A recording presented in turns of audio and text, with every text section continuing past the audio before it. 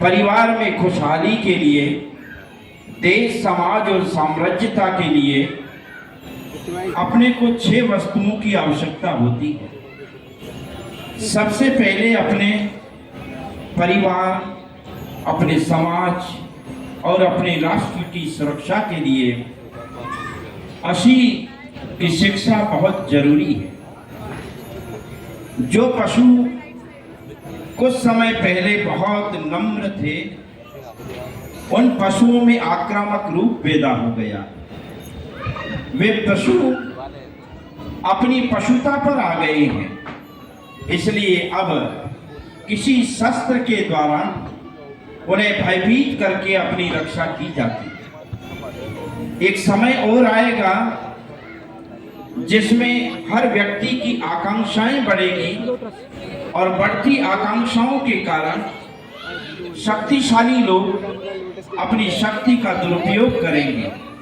उनसे बचने के लिए तुम्हें शस्त्र स्वीकार करने होंगे और उन शस्त्रों को सीख करके आप अपनी और अपने राजा की, अपने प्रजा की संपूर्ण सुरक्षा कर पाएंगे। इसलिए सबसे पहले असी प्रहारण की विद्या में आपको देता। जी महाराज, मुझे सिखाइए। मैं आप देखेंगे ये 2 लोह शस्त्र हैं जिन्हें तलवार कहते हैं। इन तलवारों के हत्थों को अपनी हाथ में धारण करते हुए अपने शरीर की रक्षा करते हुए शत्रु के सामने चारों दिशाओं में इसे घुमाते हैं और इसी के सहारे अपनी वीरता का प्रदर्शन करते हैं।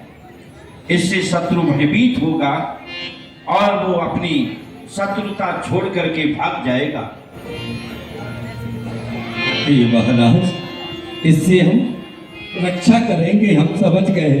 जय हो दीनानाथ भगवान ऋषभदेव की जय। हे प्रजाजनों, जैसे जैसे कर्मभूमि काल की रेखाएं बढ़ेगी, उस समय हुंडार सर्पणी काल होने के कारण व्यक्ति का वय, व्यक्ति का उत्सेद, व्यक्ति की बुद्धि क्रश होती जाएगी। उस समय स्मरण शक्ति को रखने के लिए तुम्हें मसीह का निर्माण करते हुए जिस वस्तु का लेन देन या आदान प्रदान करते हैं, पहले किसी फलक पर उसको अंकित करके चिर स्मृति बनाए रखनी पड़ेगी और इसके लिए शाही का निर्माण होता है।